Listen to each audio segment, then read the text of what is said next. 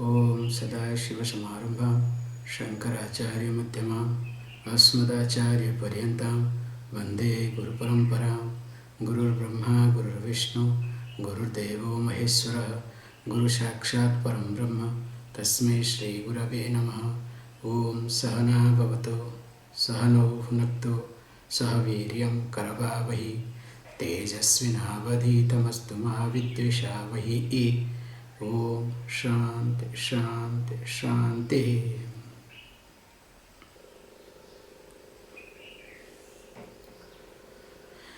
Karturajñaya prapyate phalam karma kim param karma tadjadam veshahanata swatmadarshanam. 25. Veshahanata swatmadarshanam ishadarshanam swatmarupata atmasanstiti swatmadarshanam atmanirdvayat atmanishthatha jnanavarjita jnanaheenachit Jnanamasti kim jnatumantaram. So today, if you cooperate with me, I may take 5 to 10 minutes maximum extra to complete the text today. So that will go a little fast. So I am informing beforehand. So as we discussed very carefully, that avoiding in one's own self needs some type of commitment from you. In fact, he says, in English we try to Atmanishtha avoiding, but it's a commitment actually. So when you have commitment towards yourself, that means you have priority for you, not your likes and dislikes, not your preference, because anyway everybody has got a priority for one's own self only. Suppose if you say, hey, look, I have something to do, what does it mean? Also for you. But that's not you, it's your likes and dislikes, your preferences, somebody's thought, somebody's, frustration, whatnot, but you call as you. That's the problem. So we saw that you have to learn to avoid within one's own self. So this learning to avoid within one's own self means developing some type of commitment for yourself. So that means the commitment, once it comes, then what happens is beautifully, because more you are committed to yourself, the self that is being taught through the scripture, not the self that you imagine, that's the point. Automatically, you have commitment towards the knowledge. In fact, the more you are committed to the knowledge, the more you are committed to yourself. The more you spend time with the scripture, the more you avoid, the more your mind avoid within yourself. So says here, that is called knowledge. Free from definitely ajnana. The knowledge that is free from ignorance. Also, this knowledge is something free from so-called knowledge. That we have to add. Suppose I say that I know. If I announce that I know, in reality I don't know. That I do not know, I should be free from I do not know, also that I know.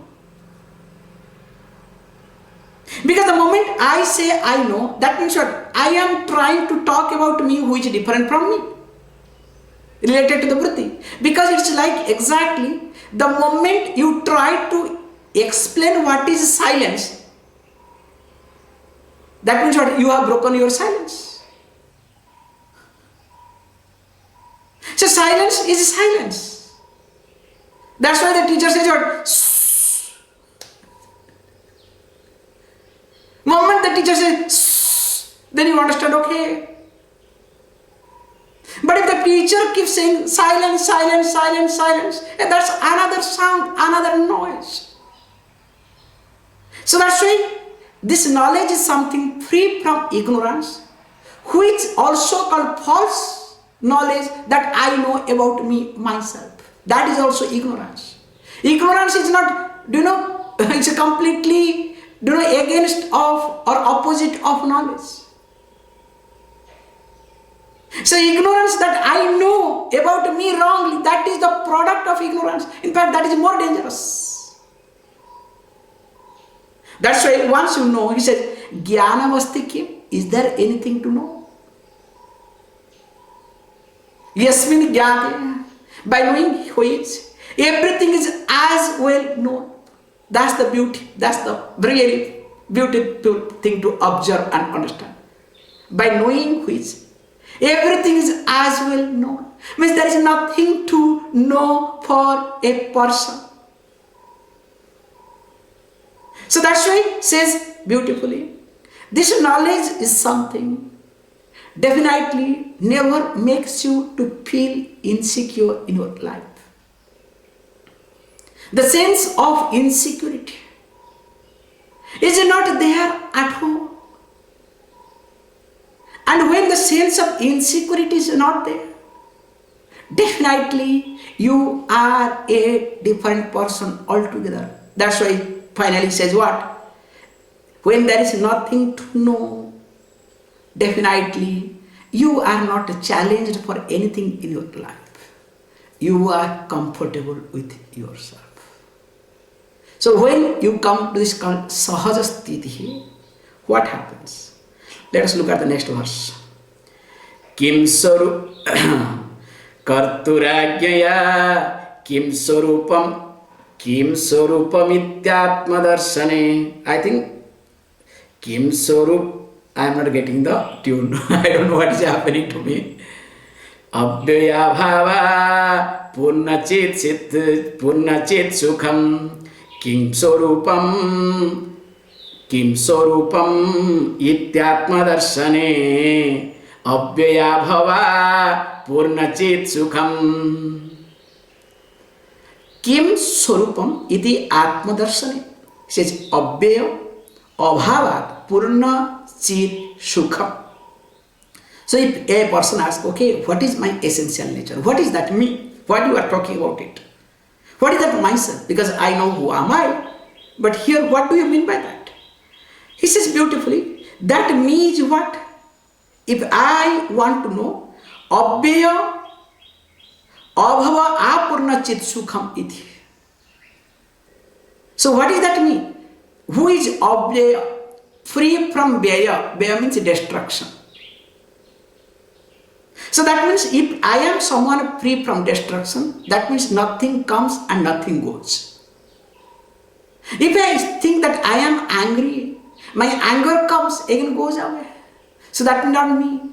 Whatever comes and goes away, that is not me. That's why I always consider myself with my emotions. But here he says, hey, I am somebody aware. That means you are free from destructions. And at the same time, says what? Abhava, not born. So when I am someone not born, then what happens? Apurna iti. So when it says apurna, because only when it is full, then only cannot be born. If it is not full, it is not complete, please understand, definitely it has to go through change. So change is called born. So that's why it says apurna also. At the same time, chit sukham. So when it says chit and sukham, consciousness, chit, and sukham, happiness. That means in short, what I am looking for, what I am really longing for, that is me, that is my nature. So in reality, when I am that, remember, this is what he says, the more you try to avoid within yourself. The more you have commitment towards yourself, you will discover this set of things will be more and more predominant in your life. It is not overnight in click it will happen, okay? Atma Darshane Sati. So when the knowledge takes place, like how the sun arises, then dawn happens, you understand? Hey, even if also when sun arises, dawn to take place, remember, sun rising and dawn to take place, slowly transition takes place. Doesn't happen overnight unless you are in a movie. Because in a movie only over, you understand? Because in 3 hours they have to show everything. Or 2 hours, in Indian movie 3 hours, okay. Nowadays it has been reduced. Earlier it was more than 3 hours. Now I think around 160 minutes, 120 minutes. Now 120 minutes. Oh, sorry, 60 again, going back. Because I am not that bad good in movie. So 120 hours, okay. Now it has been reduced nowadays. Coming back, what I am trying to highlight here is that even if sun rises, there is a process. It cannot happen fast. The ignorance means the darkness to go takes its own time. That's why we call there is a dawn, twilight zone. Lot of expressions we do have. But with reference to ignorance, we want, in a click, instant. That's why you have heard Buddha sat under a tree and overnight he got enlightened, and that night happened to be full moon night. Hey, we should have been enlightened in new moon night, so that it could have been much more easier. Why he was enlightened on full moon night? Do you have any answer? And interestingly, he was born in the same day. He got enlightened in the same day, as though there was a pen and paper, certification was done, okay? Like you got to graduate in such and such date. So he got enlightened such and such date, as though enlightenment is a certificate being available in the market. It's a ridiculous. It is a process. So that's why when you look at it, it is a process. Let the process take place. It is exactly, you can say, please understand, like a sleep. Can you say by yourself that what time did you sleep? Nobody can say, including I cannot say when did you sleep. Suppose if somebody is sleeping, even if you watch monitor, still you cannot tell exactly what time the person sleeps. Sleep just takes over. Please logically try to understand. You prepare. The moment you prepare yourself, you surrender to sleep. That's the best point to understand. You surrender to sleep forcefully or consciously or helplessly. Like suppose you are tired and exhausted, helplessly. Forcefully with the pills and whatnot. Consciously, now already 10 o'clock, tomorrow I have a lot of work to do, now let me go to bed. But whatever you may do, you surrender to sleep. Once you surrender, sleep takes over, so also the enlightenment. Nobody can say that what time one was enlightened, but these are the stories I have created. That means if with reference to enlightenment, if there is story, that means what? The process of enlightenment must be, perfectly fabricated. Super fabricated stories they might have created. And of course, when that is the case, methodology of teaching will not be there. That's why disaster. However, says beautifully, the more you are connected to yourself, committed to yourself, aware of your limitations, seeing your emotions, the more you start understanding yourself, that you are happiness, you are full, you are awareness, you are unborn, at the same time never go through any change. Change happens, but you are not affected by it. And it has to be a gradual process. That process can happen in one day, 1 month, 1 year, maybe 1 life or few lives. But remember, it is a process that you have to understand. Okay, thank you. Then, suppose I am enlightened. That's because every time now I want to know what is the end result. Okay, suppose, assume I am enlightened.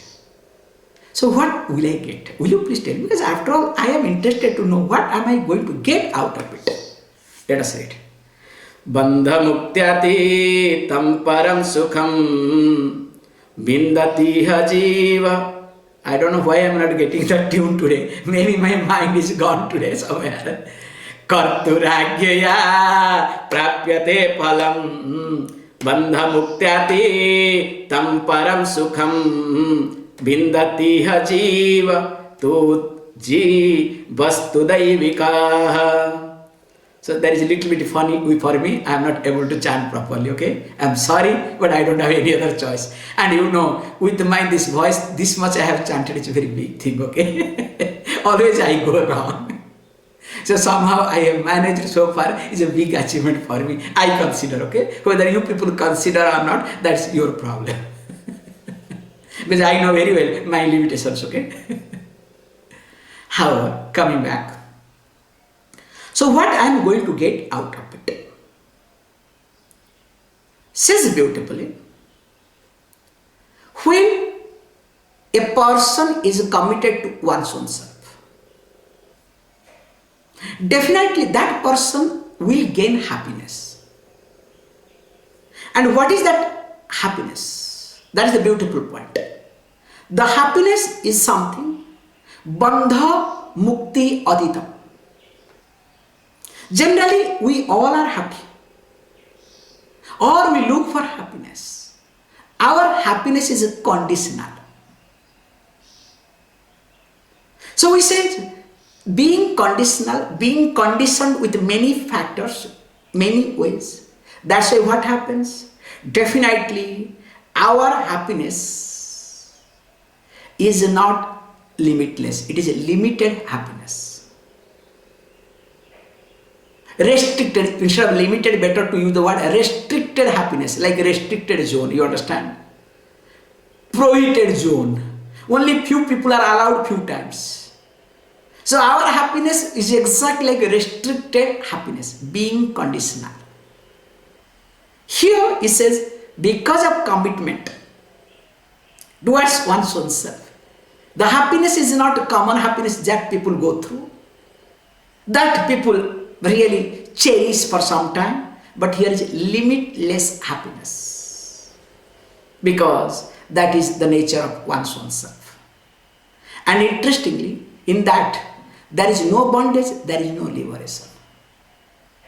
Means you never feel that you are bound, nor you look for liberation either. Whereas in so-called happiness, what we call limited happiness, that people people experience, or you can say experience-oriented happiness, also can be said this way. There what happens? There is a fear.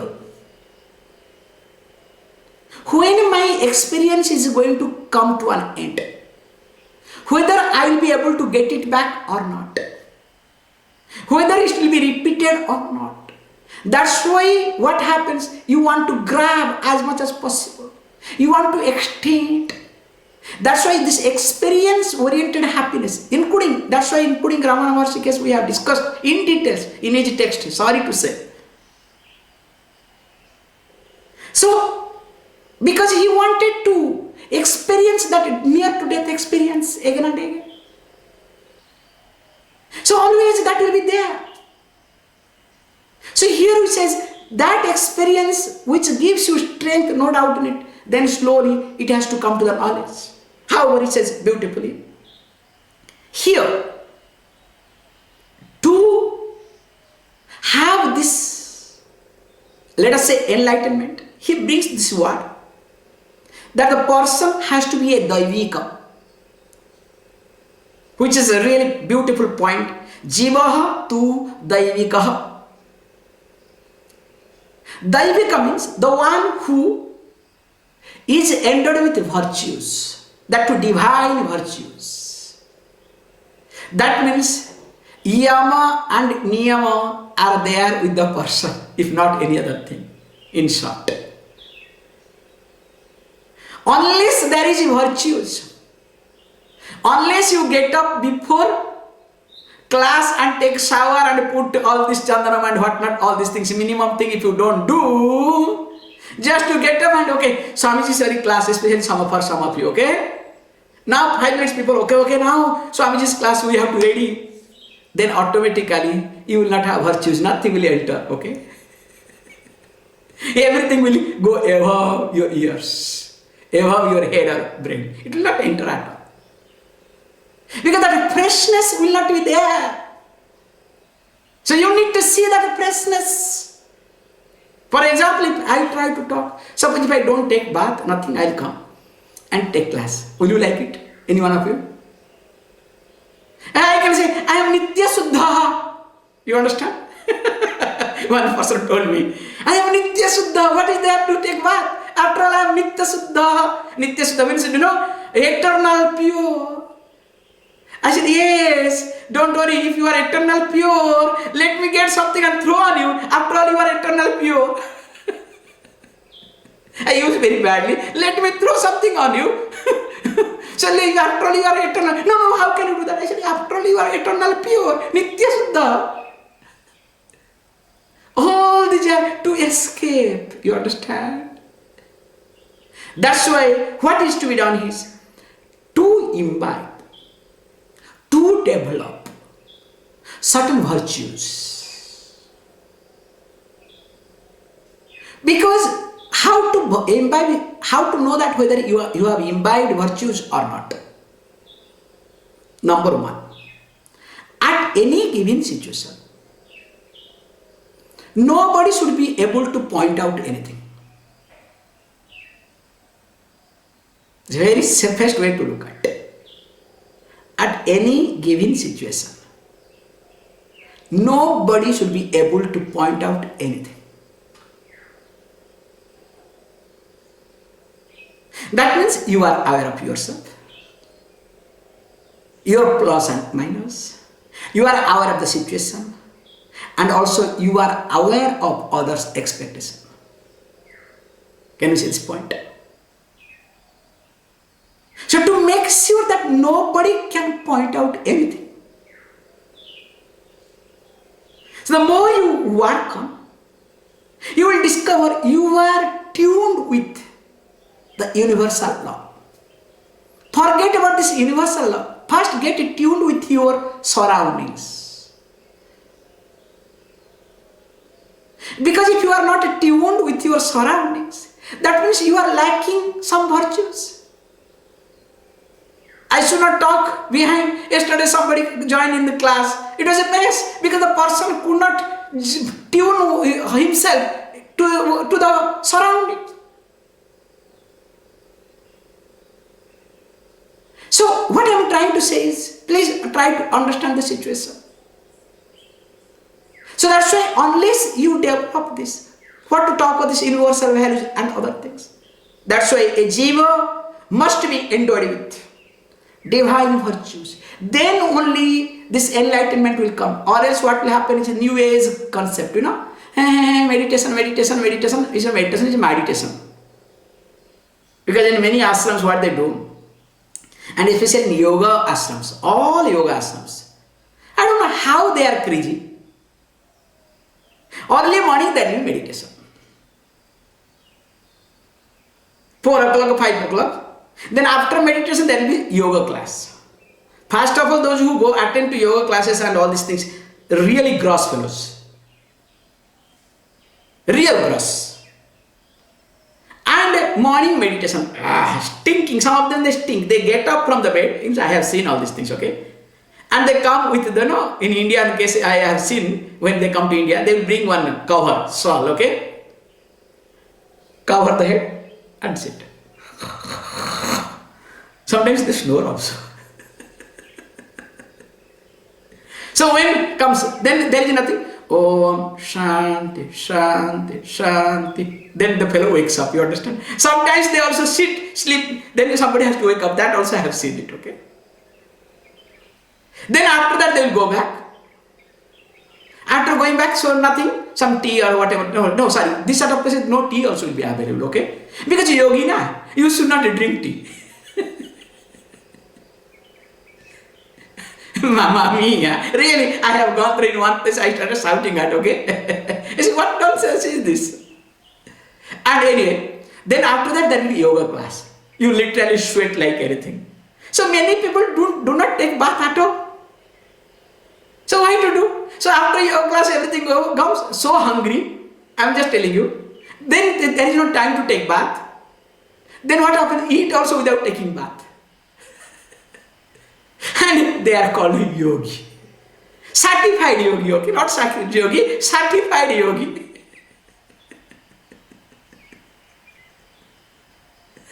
However, that's not my point. Point here is, you need to imbibe certain divine qualities. So divine quality means you have to be sensitive enough, not gross enough. Okay?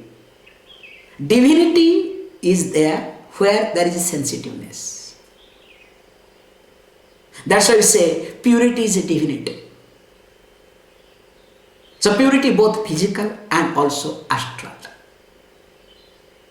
So the astral purity or cleanness will happen when you are sensitive enough. How? Says beautifully. Then only the person will be what?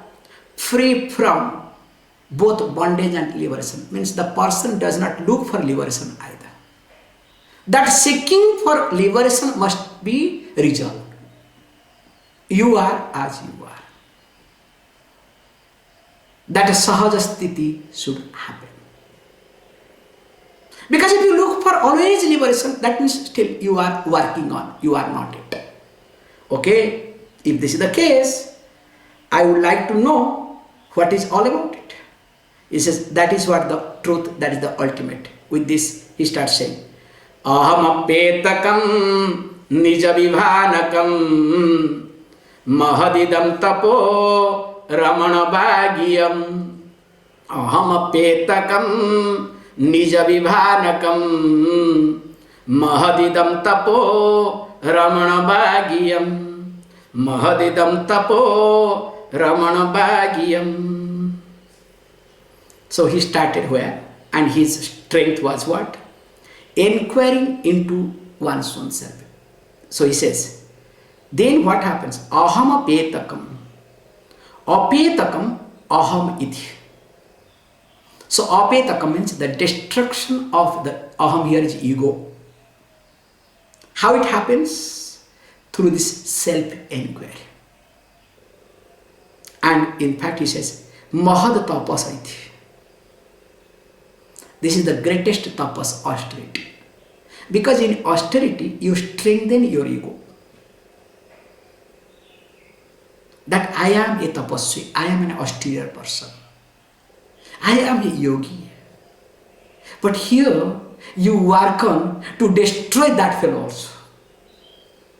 The one who claims that I have this. That's why this is called the greatest tapas. That's why we say beautifully, one of the place Adi Shankaracharya says, Jale jalam taile talam. You are one among everybody. Like a water drop in water, another oil drop in oil. Not other way around. But generally, if you have little bit knowledge and information, not knowledge, information, then what happens? You are not jale jalam, you are what na? Jale tailam. In water, you are one drop of oil, so that you should be visible. And opposite way also, in oil, you are another drop of water. So you want to have your exclusiveness, you understand? What is exclusiveness? First, you seek for attention. Please understand. If the attention is being given always, if your attention is being maintained all the time, or you get attention, you are managing, able to get your attention, then what happens? That attention slowly becomes part of your life. Then you develop the exclusiveness. And once you start being exclusive, then what happens? You never fit anywhere. Always there is a lot of struggle in you. You cannot cooperate with anybody. You cannot accommodate anybody. You will expect everybody must accommodate me. Everybody must acknowledge me. Everybody must appreciate me. Who are you? Hey, get lost. You understand? This is my way of talking, okay? Because if I discover somebody demands, I mentally say, get lost. This is how I handle people. Openly I am telling you. Anytime if anybody tries to demand, I say, get lost. Mentally I say, get lost. Hey, who are you to demand? Neither I demand anything from me. Sorry, how exactly? Okay, it's a good sentence came out. Neither I demand anything from me, nor I demand from anybody anything. So when I don't demand anything from me nor anybody, how can other demand anything from me? And moreover, I have not taken a contract to do anything for anybody. I feel like doing, I'll do. If I don't feel like it, you understand? That's my life. That's with the freedom. You understand? Whatever I am talking, the knowledge of previous verse, that's with the attitude. I am not a messiah. I have not taken a contract to do anything for any one of you, including you people. I feel comfortable to take class. If I am not comfortable, okay, sorry. Without any regret, without any sense of remorse. But instead of sitting here, why not to take class? So that through this, I am also reflecting this knowledge. For me, Upadesha Saram happens. For that sake, I must. Nothing wrong in it. So this should be the attitude. That's why he says beautifully, once this happens, that is the greatest tapas. So greatest tapas means to make sure that your ego is not becoming stronger. Anytime your ego is being stronger, anytime you want to be exclusive, anytime you start seeking attention, please understand, try to catch yourself, something is wrong. That means you are not with yourself, you are with your likes and dislikes and preferences. That's why if you want to live a conflict-free life, never ever seek attention from anybody. Learn to avoid within yourself. But that time you have conflict. When the ego is there, and especially very strong ego, sophisticated ego. So the sophisticated ego brings sophistication or sophisticated conflict. You understand? If you observe a farmer has got very raw ego. And you will discover their conflict is very raw. They will shout and fight, 2 minutes after that everything is over. Whereas educated fellows, they have sophisticated, polished ego. And their conflict also is very sophisticated and complicated. Have you not observed this? So that's why it is up to you what sort of ego you should have in your life. In fact, better try to see it. And that's what he says, beautifully. Once you are within yourself, the shining you as the self-evident you. This is what he says. This teaching, Yam Ramana Bhagyam. So Ramana Bhagyam, Yam Ramana Bhagit. So this teaching till 29 verse, this is including 30. All these are the teaching or the words. We are putting teaching, the words or teaching of Ramana Maharshi.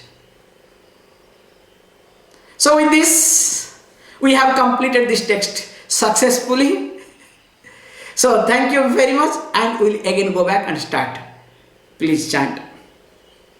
Karturajnaya prapyate phalam karma kim param karma tat jadam. Karturajnaya prapyate phalam karma kim param karma tat jadam. Please close your eyes.